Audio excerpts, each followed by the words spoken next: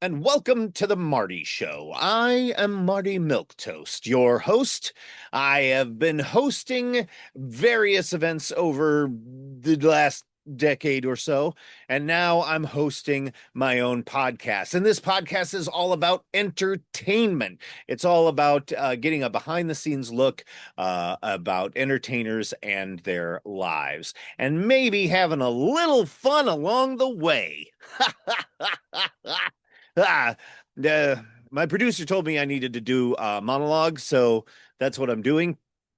Before the show is a monologue.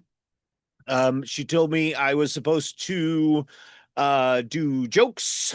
I don't really I'm not like a stand-up comedian-y guy, but I'm pretty good at puns. But I'm not really the like write jokes and tell them kind of guy. Although there was this one time, speaking of puns, I um I actually entered a contest. It was in a local newspaper. I lived up north at the time, and they had this local newspaper, and it was like a $300 prize, which at the time was pretty good. $300 prize, and you could enter as many times as you wanted. And the best pun would win. So I entered this local newspaper contest, and I was just going to keep on entering and entering, but I decided to knock it down to like my 10 best puns. So I entered all of those in, and I waited to find out whether I was going to win the money and the prestige of a small town newspaper win in a pun contest. But the results came out, and I was like, I'm sure at least one of these puns is going to make it. But it turns out no pun intended. So on with the show.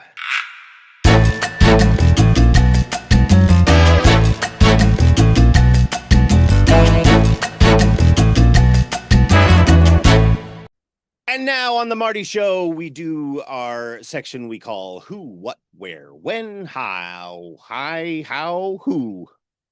Hitty, hitty. I'm going to have another drink. It's going well so far. So, who, what, where, when, why, how. And we start with the who. So, our dear esteemed guest, who are you? My name is Chris Stanley. Excellent. See how good this goes already? Huh? Huh? You're captivated. Stanley, you are an actor, yes? Yes. And a musician? Yep. And a thirst trap. Sometimes I don't know. Really, I achieved that at one point You have been a thirst trap in the past. That's more than many of us can say. So congratulations on that. So the now we go to the what. What made you want to be a performer? So growing up, my neighbor Joe LaPiana had season tickets to this local theater called Merrimack Repertory Theater in Lowell, Massachusetts. And at some point, I think I was like 11 or 12, that he brought me to go see a production of The Boys Next Door. And I was just mesmerized by it. And I was like, I want to do that. And then I was Daddy Warbucks in 8th grade. And then for some reason I kind of fell away from theater for a bit, and actually fell away from kind of like piano playing too.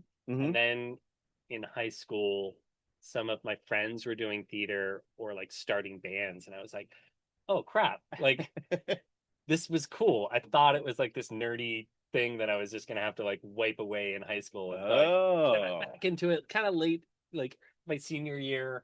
Did some acting, and then went to SCAD as a painting major, but because they had a performing arts minor at the time. And by the time I got there, they had established it as a major, and Jeff DeVincent convinced me to switch majors. And you said, forget you, painting. Yeah, yep. Well, great. Now, when you kind of went away from performing, was that because you felt like it was a nerdy thing in high school? What was it, or was it just other things? I think I did. So thing about when I played Daddy Warbucks is, involves a bald cap, and the bald cap was giving me a little bit of a rash, and so I think it was my grandfather said he would pay me $50 to just shave my head, because he's also he had alopecia. Okay. And he was like, I want you to look like me, and $50 was like $1,000,000. Sure. And I kind of got people poked fun of me during that, and then my girlfriend at the time dumped me because I shaved my head. Was all about the hair for her. Yeah, so I think that was maybe a little traumatizing, and so I kind of took a break from theater after that. That's fair. Yeah. All right. So, you've already talked about your first performance, I believe. But where was your first performance? First like major performance was in middle school, playing Daddy Warbucks in our production of Annie. I did in second grade play, like, I think the two of spades in Allison. Oh wow. Alice in Wonderland. Yeah. Wow. Now, so Daddy Warbucks in high school, where was that? This was in Massachusetts? In Massachusetts, yes. Nice. Big artsy community in Massachusetts?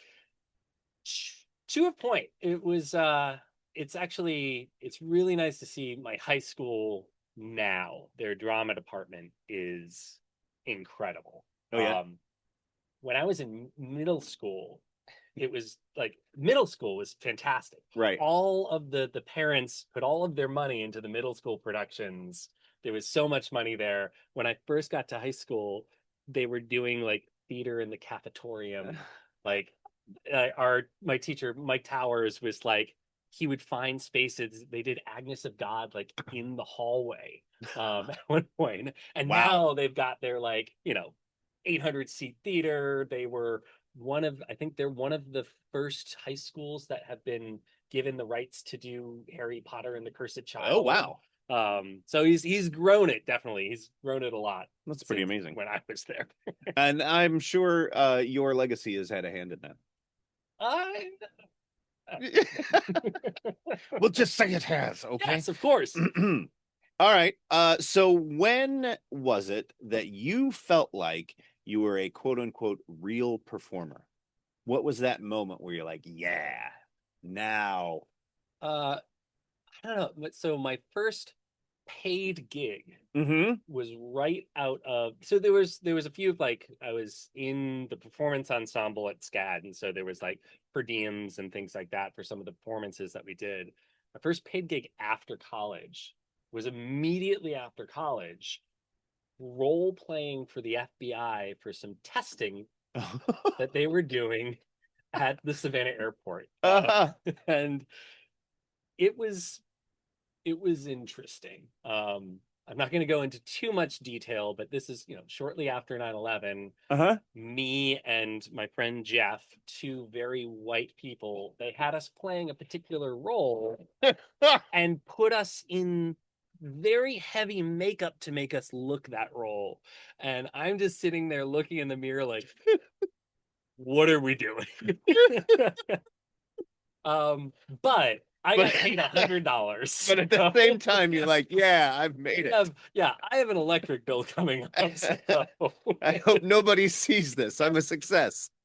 It was not filmed. Wow. Okay.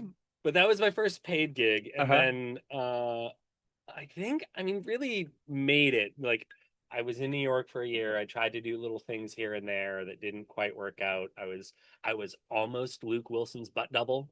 Ooh. Didn't work out. I've always thought your butt looked kind of like Luke Wilson's.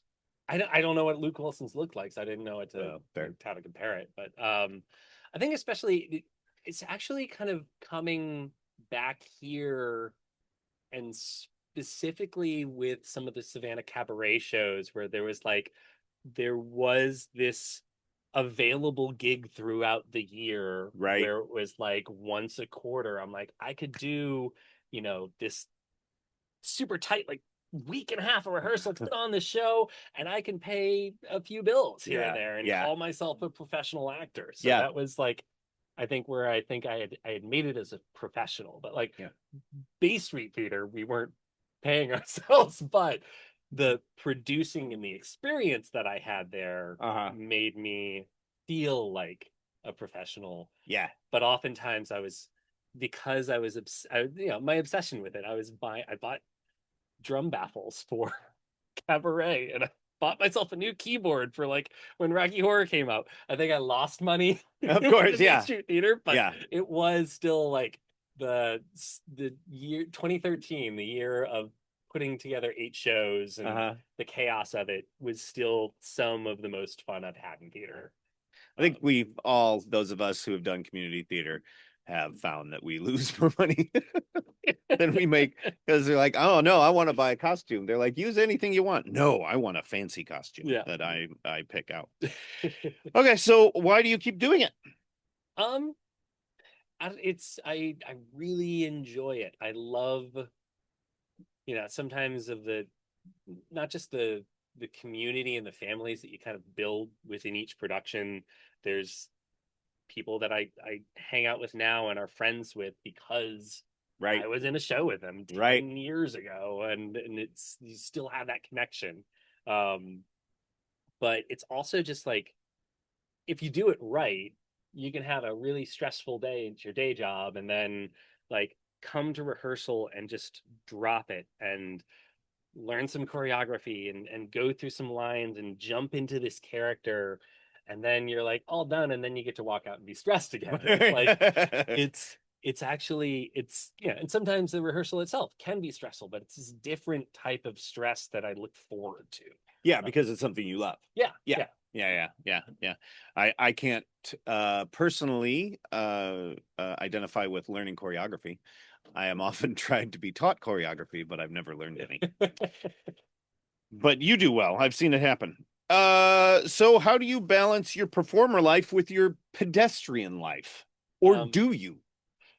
Currently, I do it by being unemployed. Brilliant.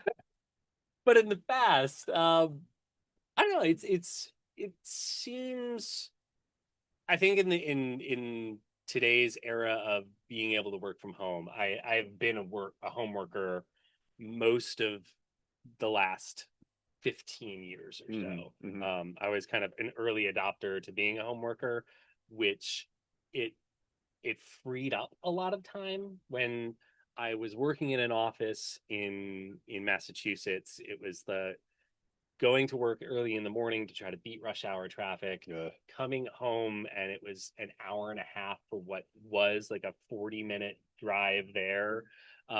You'd have these days that were like 12 hours of your time, and I didn't do theater for like 3 years because I was just exhausted.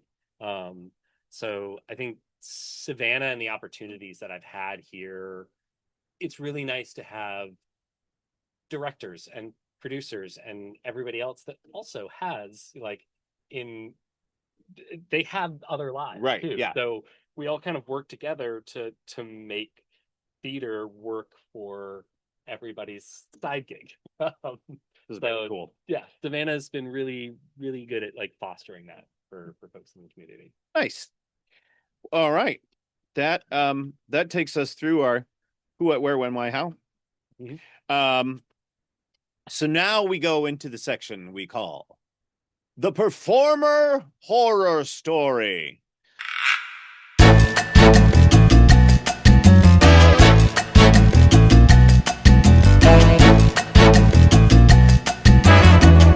I'm going to ask you, what's the most catastrophic performance you have either seen or experienced, or both? I love theater horror stories. So I'll talk a little bit just about a production that I saw at my high school years ago. They were what were they doing? It's the Salem Witch Trials. What, Arthur Miller? Crucible. Crucible. There it is. Sorry, it just. I knew. I just didn't want to seem like a know-it-all. But the acting was brilliant. The set was amazing. But they would like end a scene. There would be a blackout, and apparently the set there was a lot of stuff that they were trying to move into the set. So it would go blackout, quiet. They didn't have any like music in between, and you would hear power tools like and like things moving around, and it was like, are they rebuilding the set for the next scene? That's and so it was a little distracting. I would imagine. But like like I swear one of the transitions was a good 3 minutes. Oh my God. Like, and it was just noise, and I was like, oh my God, there had to be a better way to do this. Simplify the set. Wow. I would the one personal kind of horror story, I guess, that I had here would be when I was doing Rent.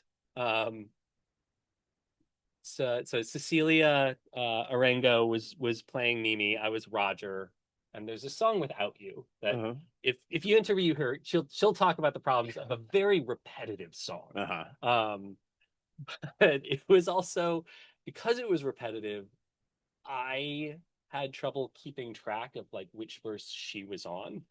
And so I think she has like 2 verses, and then it was the 3rd verse that I came out and then like joined in and sang with her. You know, the world revives.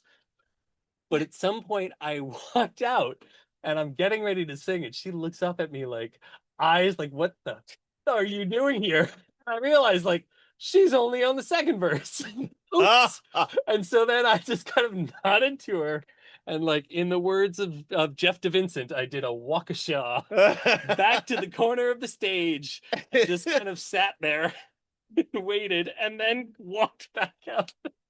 Wow. Yeah. That's pretty fantastic. And thank you for not saying fuck. Next, we have the shout out.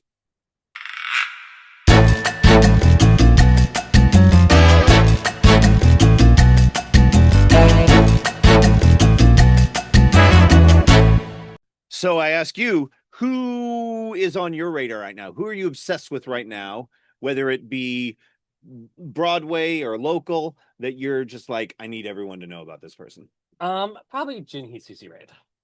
Fair. Yeah. Episode 1, everybody. Episode 1. No, I've been working with Jinhee for a long time, actually. I think I met Val and Jinhee on the same same dinner theater together when I first or second moved back to Savannah. I've been back and forth a couple of times here. But I have acted with her. I've co-directed a show with her. I've been directed by her. We've had this wonderful, I've worked with her in so many capacities, and she's just an incredible human being. Right. And it's I think just lately I've been helping write music for her original show Bella, which she recently did a preview here. She's bringing that to Edinburgh in August. And it's so incredible to be able to witness her putting her heart and soul, like, not to say that like as a director, as an actor, we always like, and she puts her heart and soul into things, but to see her working on a show that literally is her heart and soul, it's her story, and watching her tell that story is just like, yeah, you know, like, yes, it is. It's just it's amazing, and just throughout the whole rehearsal process, and it's what like I've been present for almost all of the rehearsals, and like I thought that I was like had guarded myself for the preview performance, and I'm running sound. All I got to do is press a space bar. I'm just sitting there like, oh my gosh, sound. So it's been really a mesmerizing experience, and it's amazing to watch her work. It is. Yeah, it is. That's a great shout out. Now we come to the part called Marty's Poll. Everyone, when they come into my studio, have to take my poll.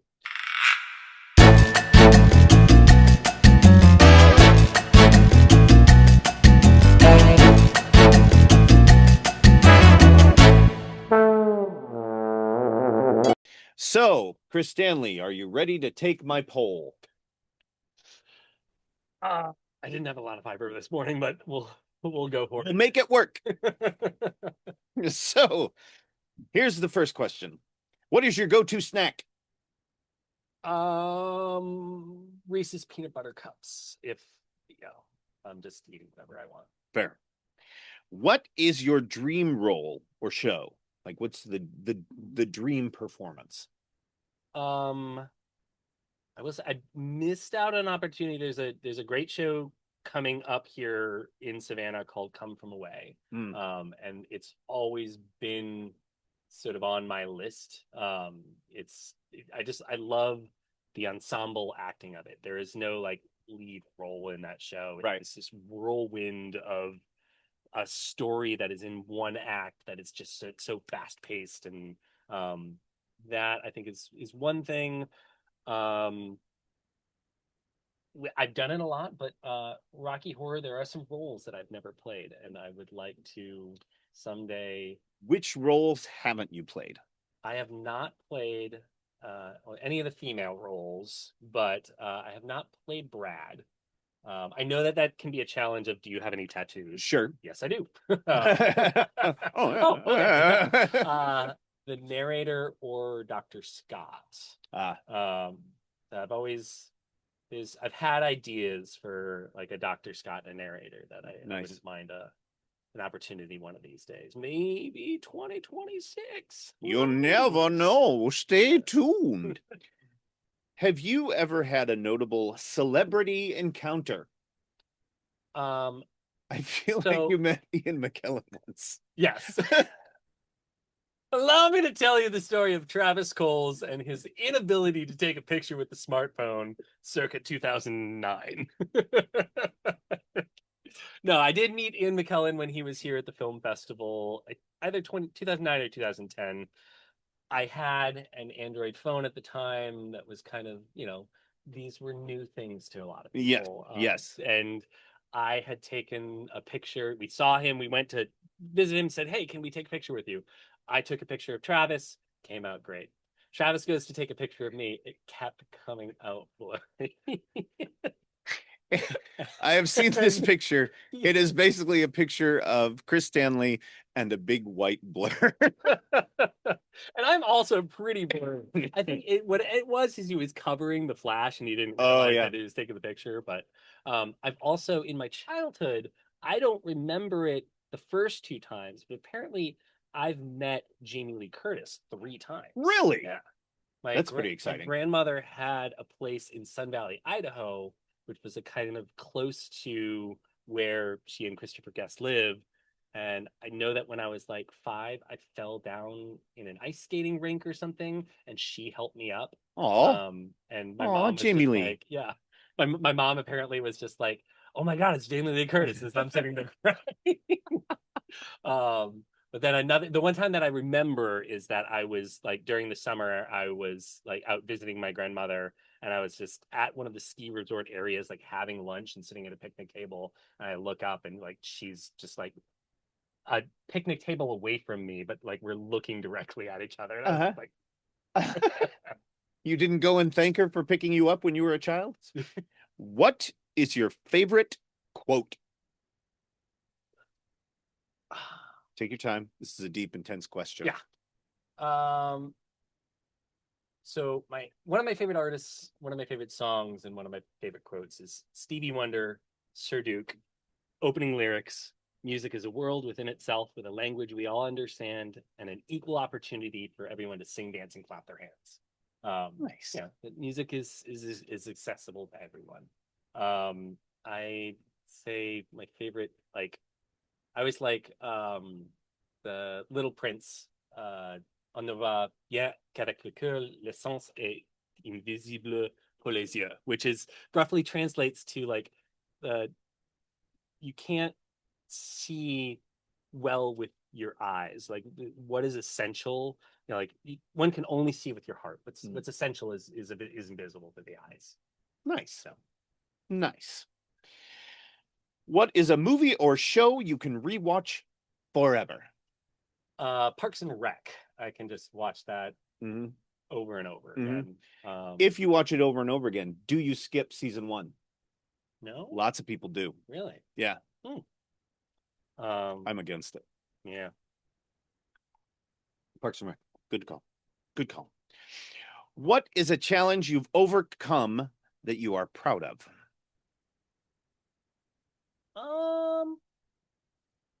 Quitting smoking.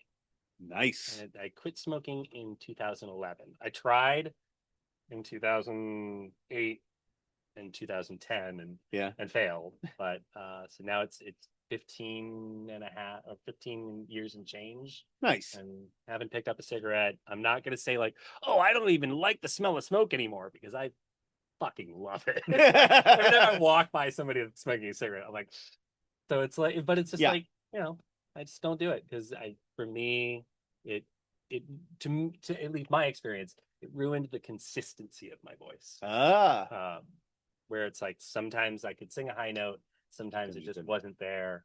Now my range is more consistent. Very good. All right. What small thing brings you joy?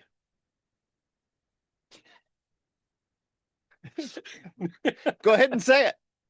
This is the Marty Show, I baby. was gonna say my husband. He's 5'1", but he does bring me joy. um, we're just gonna go with that. All right. He's gonna No. kill me if he Yeah. watches this. All right. What are you most proud of? Most proud of?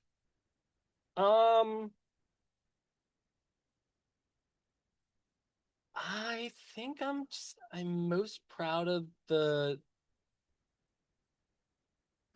life that I've built with my husband Hans in a very short period of time. Yeah. I mean, we met in 2009, 6 years ago.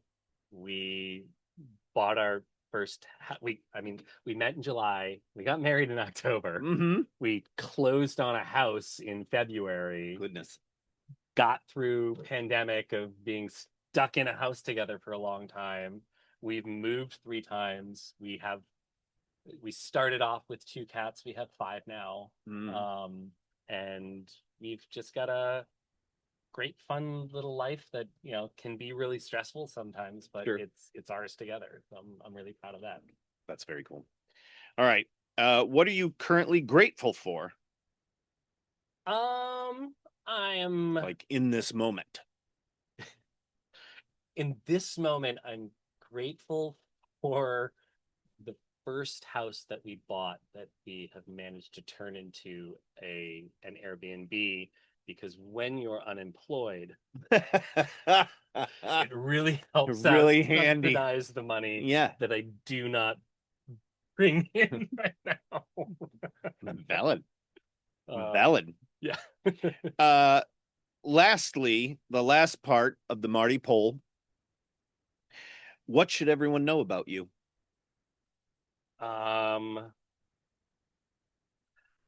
So I want to say that I'm working on an idea for a musical, Mm-hmm. and I'm hoping to someday write the first bagpipe musical. I want to set expectations. I have been promising my friends and family a musical, just a music album since 2002. And I have not produced one yet. Not as of yet. The musical, we'll say sometime in 2045. But I'm very excited about it right now. It's a really interesting, mostly true story of a very interesting individual that actually came and visited Savannah for 2 days in 1834. Interesting. Yeah, he was called the Wandering Piper. Wandering Piper. Mm-hmm. All right. That is the end of Marty's poll. We've reached the tip or the base. We've reached the end of the Marty poll. And now we get to what is arguably the most important part of the Marty Show, the ego boost.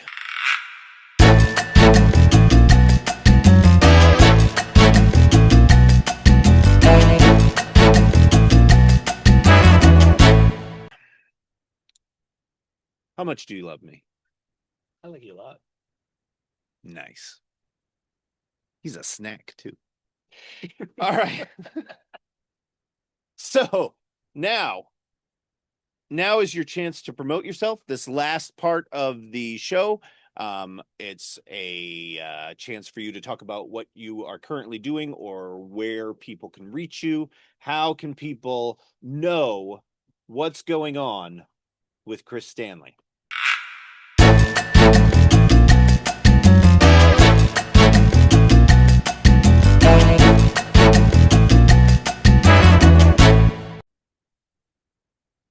I don't know. I would say right now, I'm mostly my focus is working on Jinhee's show Bella. Mm-hmm. So definitely keep an eye out for that.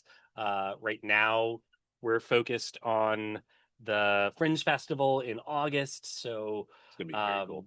there is I'll have to Aaron Muller or Jinhee might know this, but I don't know if after the fact you can access the recording of the performance that happened at the beginning of May. Mm-hmm. But if you can, definitely check that out. If for some reason you're going to be in Scotland, come check out the show in August. And I believe we have a lot of Scotland viewers. yeah. And keep an eye on that show right now because I'm hoping that it's just an amazing show, and I'm hoping that it continues to see growth beyond just Edinburgh. And if they find out that you are finally cast as Dr. Scott in Rocky Horror, where would they see that? Your Instagram? It would, yeah, hopefully on my Instagram. So here's the other thing. I have been sort of trying for 10 years roughly to adopt more of a stage name called Topher Cronin. That you can follow Topher Cronin on Instagram. I do have a couple of my Thirst Trap ukulele performances on there. Check But it out. I keep ending up crediting myself as Chris Stanley in shows. So someday I will fully adopt Topher Cronin. Hmm. Yeah. Excellent. Well, that is Chris Stanley, and that is this episode of the Marty Show. Until next time, check out this thirst trap.